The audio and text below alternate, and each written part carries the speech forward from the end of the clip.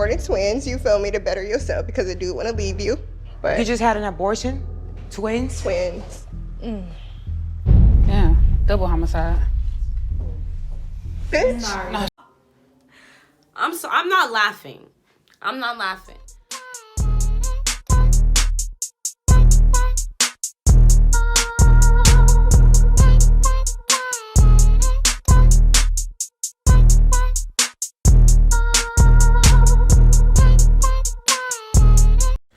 Hi, and welcome back to another episode of The Pink Room. And today we're gonna do something a little bit different. We're gonna be doing a review. And I don't know if you guys have ever seen Joseline's Cabaret, but this is season 2, and let me tell you, season 1 was good, but this season she is not playing. And if you haven't already, I just want you to stop, click subscribe, like this video, and also make sure that you click the notification bell so you'll always be notified anytime I post a new video. And as you can see, it's not Wednesday, it's Friday, and I have a video for you guys. If you guys aren't a big fan of reality TV, that's fine, but I'm gonna be doing some reviews on the ones that I really like and I think are so interesting that I have to do a review. Like, I just can't hold it in. Like, you guys have to know what I just saw, and I have to know what you guys think. I'm trying to tell you, this shit is good. It's good. Those of you who have not seen season 1, I'm gonna do a quick little breakdown wrap up so you guys can get the gist of what it was about. Joseline, she wanted to do a cabaret, help all the strippers and the hoes. I'm not even exaggerating. This is what they say. This is the language. There's the bottom bitch terms. That's gonna be a term you're gonna hear a lot. So, and there's fights over who gets to be the bottom bitch. Now, the bottom bitch, it's essentially the person that the pimp, the leader, goes to. They're in charge of all the other girls. They set the standard, they set the tone, and they're the leader of all the hoes. Joseline had her girls set up, and it was essentially two sides of the girls. It was just the light-skinned girls and the darker-skinned girls, right? And it's so crazy because I wouldn't even consider the other girls dark skin. Like, they're not like me, but they were darker than the other girls. And I'm only saying the complexion because it does play a role in their arguments and what happens. Light-skinned girls, it's so cliche. They thought they were better. They were higher class and they were lower class. And I'm like, all y'all stripping in the same fucking strip club. So I don't know who's what. Oh, my pimp is this, your pimp is that. And I'm like, all y'all got pimps. So it was just really all confusing to me what they were arguing about. Let me just say the names. Daisy and Chastity, they were the, the light-skinned girls, and Daisy was chosen to be Joseline's bottom bitch. There was Lucky and Jay. Literally, there was a scene with the girl Jay. She was on the strip, like, literally, like, waiting for a car to pull up so she can prostitute. It was just so crazy for me. They call it waiting for a trick, so it's a real ass show. Like, Zeus does not hold any punches. They're not here to play with you guys. They show the real, the raw, really uncut. Lucky, very sweet. I think she was adorable. She went through a lot, was abused, and the girls were really bullying her because Jay would leave off to go do her thing, but Lucky was the one who she really wanted to be part of Joseline's cabaret. She really wanted to be in there, but she had to tolerate the bottom bitch Daisy coming at her constantly, and Joseline was getting sick of it. She's like, I don't know what's wrong with these light-skinned bitches thinking like they're better than everybody. So she was getting frustrated, had a video shoot, didn't invite them. Then when she was questioned about it, let me tell you, this is the thing. Joseline walked these bitches like a dog. That's her thing. Walking like a dog, walking like a dog. Yeah. Okay, she walked these bitches, two of them at the same time. Well, y'all think y'all harder than everybody. But y'all, see, but you're not. No, did they say you got evicted from your house? Because guess what? Because I don't care about cars like that. Because cars ain't shit to me. That's the fucking, it depreciates. You know. Time you got. I the fuck. Bitch, you know. Bitch, you're a boss. Like, come on. Like, Joseline's nothing to play with. So essentially, the girls, they were kissing ass after. I guess they wanted to be a part of it, but essentially after all that, it ended, right? And Joseline's like, you know what? There's gonna be more girls. Okay, let's get to season 2. This is where we're at right now. It's gonna be a little long because I had to do the wrap up of the whole season 1. I try to do it the best way I can. The most important things, the gist of it, are there. Except I forgot to mention Sapphire. She was another girl. She wasn't really one group or the other, but you could tell, like, she's fucking with the real bitches. Like, the ones that weren't judgmental. They just came here to sit, perform, and be a part of the cabaret. But the fans really like Sapphire. and they brought her back. Season 2, it starts with Jocelyn and her man Ballistic walking in. And let me just say, I just love how Jocelyn is. And I really believe that when you have a strong, good man that really wants the best for you, not a man like how Stevie J was just trying to pimp Jocelyn out and like use her and control her. Like when you really have a man that wants the best for you and wants to uplift you, it really shows in your life. Even if you don't have a man and you want that for yourself, but just when you have that in your life, it really shows. And Jocelyn is just upgrading. And I'm gonna get to the next video, how to upgrade your life, because that is coming up. She walks in with her man and they're back in ATL. And as you guys know, I was just in ATL for my birthday. Yes. They're in ATL and they're talking about how they're excited. It's a new state. He's like, I'm here for you. They're in this big ass estate. Apparently the girls are gonna come stay there. Like kind of like a Bad Girls Club kind of thing. But it's not Bad Girls Club, baby. It's Jocelyn's Cabaret. So now they're all in the car together and you're seeing all the girls get into the car. So we're meeting. The first one is Chanel. She's saying that she goes Chanel because Chanel's expensive and blah, blah, blah. You want to know she's expensive. Cool. She's a cute girl. She's cute. Like, whatever. For the way she was acting, I didn't think like it matched up. But hey, you know, you got to think you're the shit. No one else is going to, right? What really bothered me is like she's in her confessional in crop tops and shorts. Like, I'm in a better confessional outfit. Like, no. All right. Next person you meet is Blueface Barbie. Now, if you just look at her, you can just tell it's fake. It's plastic. It's just like, oh my God, where did they dig this girl up from? It's just like, you know, I'm not a stripper. I'm a chopper. I don't pick my money up from the floor. I pick it up from the dresser. So you don't shake your ass, which I personally find, I think stripping is an art, it's a talent. Like, have you ever tried to spin on a fucking poles? Like, no, you cannot do it because it takes strength, core strength, arm strength. You take it off the desk, all you do is sit on your back, suck dick, and open your legs. Like, how do you feel like that's better than stripping? I really don't understand. I'm like, no, there's nothing, you can't even compare. I get on, I perform, I capture the room, I take a soul with my dance and my allure, or whatever the case may be, and take that and equate that to being a prostitute. It's not. And you know, sometimes you have people like, oh, it coincides. If it coincides, it coincides, and a girl wants to do that and that's one thing or the other. But you don't take the art of stripping and try to make it seem like, no. So Blueface Barbie really annoyed me with that statement, or like how she was trying to act like, I pick it off the dresser. Congratulations, boo boo. It's a white girl, everything enhanced, you know, boobs out, lips up. It doesn't look good, but she likes it, and everybody who pays to have sex with her likes it too. Sapphire being a fan favorite, which I loved her because she talked about colorism and how men would treat dark-skinned strippers differently than how they treat light-skinned. They was like, nope, bring Sapphire back if you're doing a season 2. And another person that was happy to see come back was Lucky. She's so fucking cute to me. Like, she's so adorable.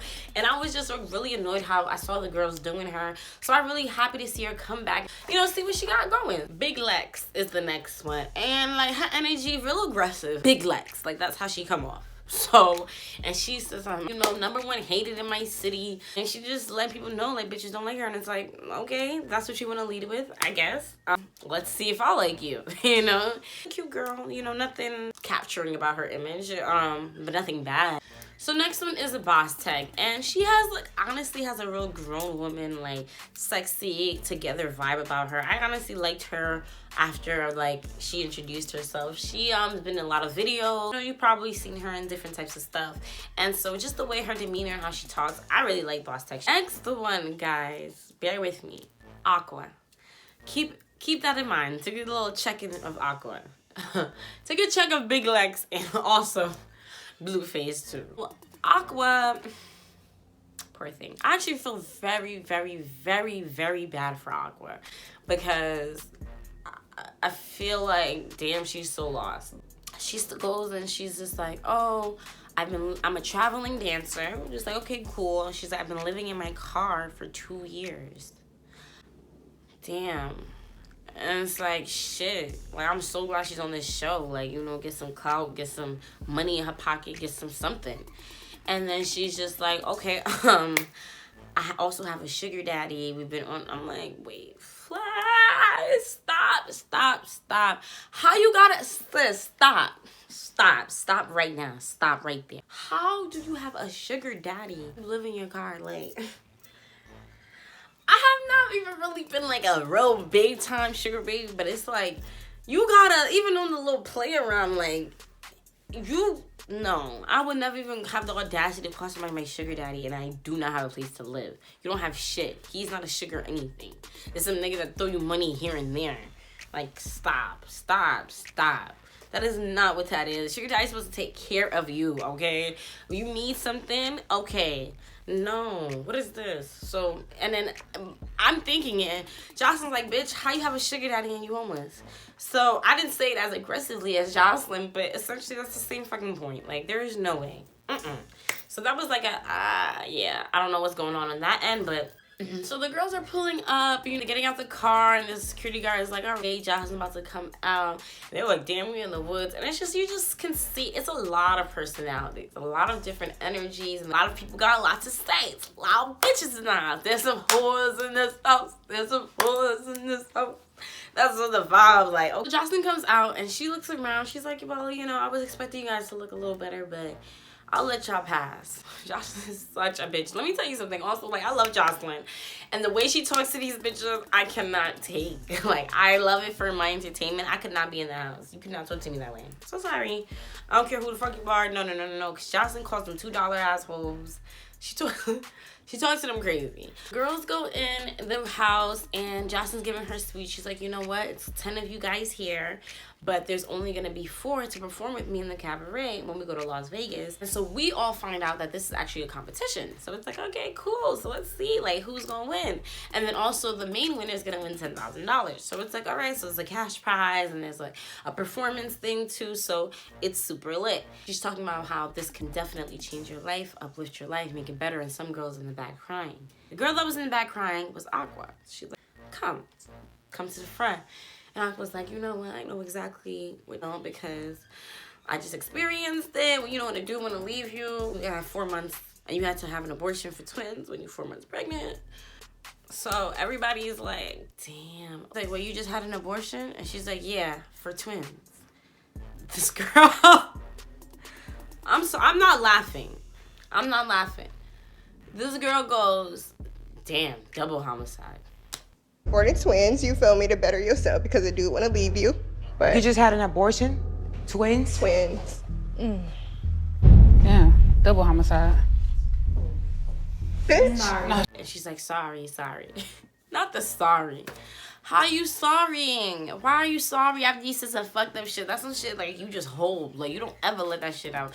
And to me, it's like, if this is the shit you let out, what type of shit be in your head? Big Lex? Man, that was Big Lex. Remember the girl was like, Big Lex. Yeah. I'm like, yo, honestly, I don't like that. Like, because coming from somebody, a woman herself who has had an abortion, you have to be sturdy in your decision. You know what I mean? You can't make a decision and let people throw your decision back in your face. You have to be like, yeah, okay. Like me, I would have been like, yeah, and it would have been triple homicide if I had to. Best decision I made. I'm happy. You know, you have to really stand by your decisions in every way. And this is something for me in any argument. If it's a man, woman, friend, whatever, it don't matter. You can never throw an insult at me.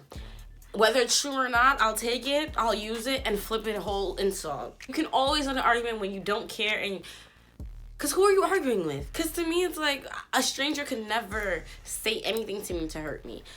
Just wanted to add on, I definitely think it's important for every woman to not enter a situation showing their complete vulnerability, because situations like this happen.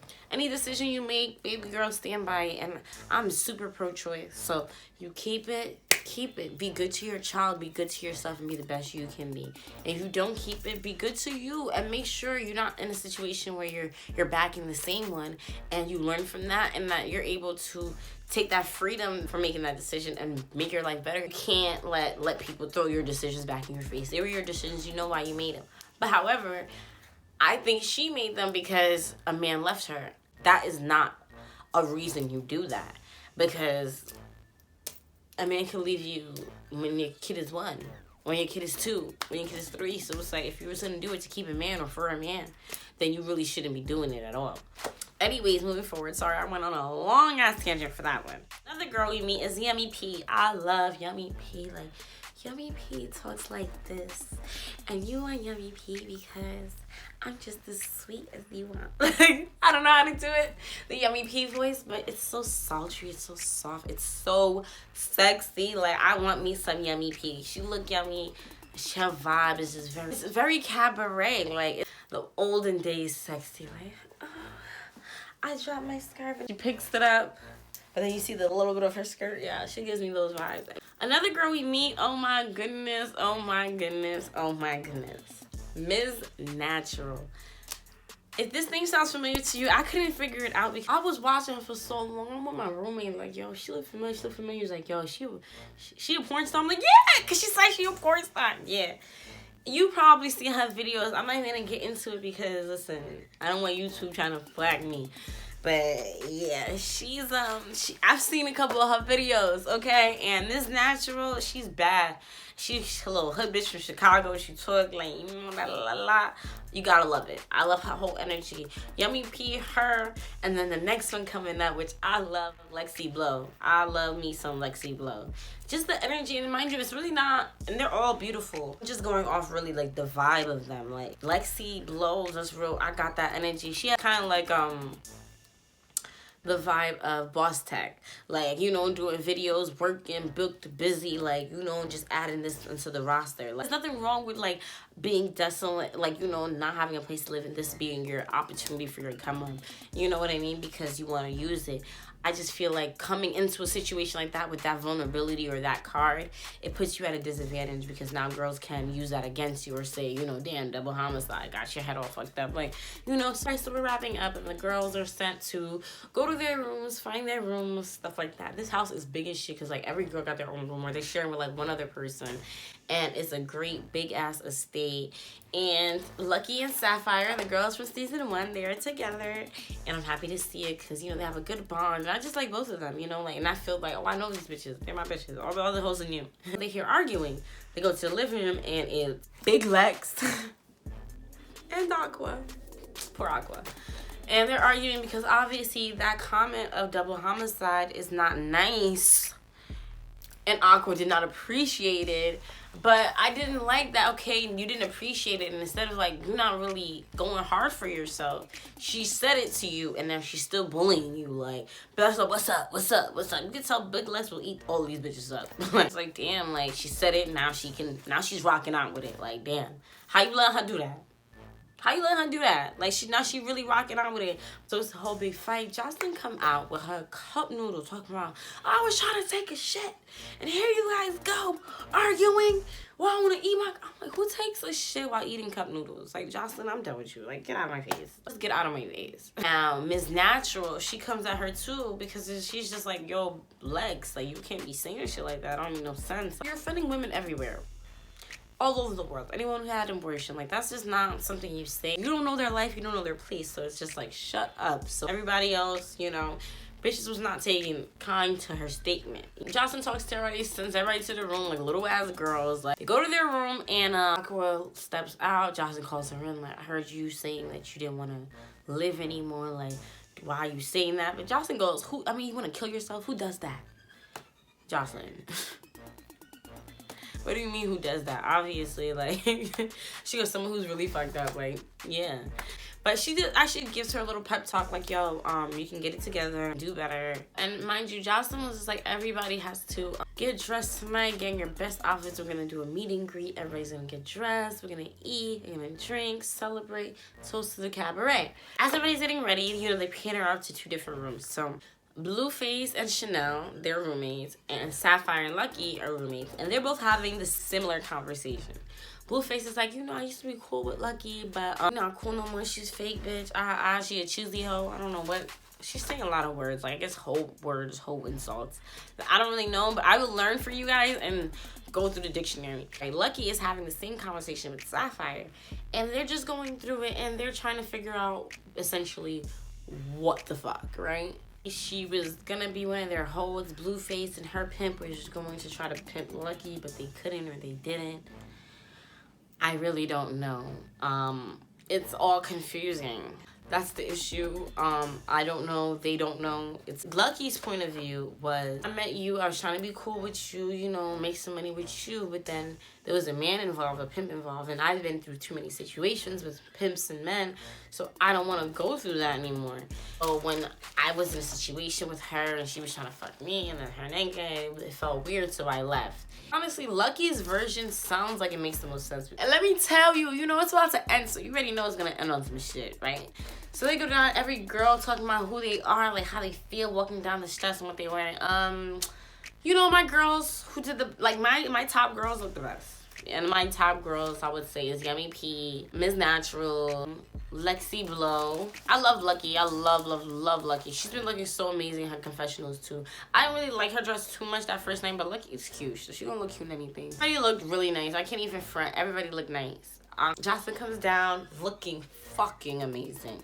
Okay, when I say amazing, amazing. Goes down, talks to the first girl she sees, and already Barbie blue face Barbie, whatever. She popping shit like, oh, you got bitches out at Disloyal. She's like, Jocelyn goes, oh, you still talking about, you still beefing with Lucky, like, you're not over that? She's like, no, because bitches are disloyal and I'm your bottom bitch. She's like, and then Jocelyn's like, I didn't say nothing about a bottom bitch. She's like, oh, unlucky. So Lucky over there. So Lucky go over there and she's like, I wasn't talking, you can go. She's like, no, I'm gonna sit right here. I keep hearing my name. I'm gonna sit right here. Oh, you try to pay my pimp. You try to pay my pimp. You try to, oh no, she didn't say my pimp, but that's what he is. You try to pay my man. You try to pay my man. And it's like, what does that mean? Ms. Natural goes, yo, what do you mean she try to pay your man? But she tried to hand him. He was like, nah, bitch, fuck out of here. Like, how? So it just didn't make any sense. So whole time she's talking, Lucky looked like she fed up. She looking at Jocelyn. She goes, may I? May I?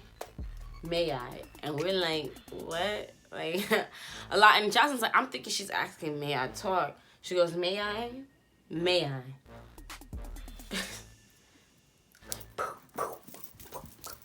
It's like a windmill. And then a stepping stone. She was stepping on her and windmill. I've never seen it. Like, little ass 90-pound Lucky was watching it. It's like anything a bitch says season 1, that bitch redeemed herself. And that was the end. That was the wrap up of episode 1 of Jocelyn's Cabaret. Episode 2 and 3 will be mixed together. I just wanted to give y'all a little but from then on, all the episodes will be individual. I hope you guys like it. If you guys really enjoyed it and it just made you want to watch Jocelyn's Cabaret, please comment. Let me know your favorite part. Always the best part that I imitated. And if this is something you guys want me to do, and if there's another show that you guys want me to review, I will definitely do it. And before you go, don't forget to click that like button and subscribe, because I know some of y'all didn't. Like, who does that? Click that subscribe button, okay? And I'll have more episodes for you. Also, check me out next week on Wednesday, and then also, you know, sometimes on Friday too. If y'all lucky. If y'all lucky, I will see you guys next week. Bye.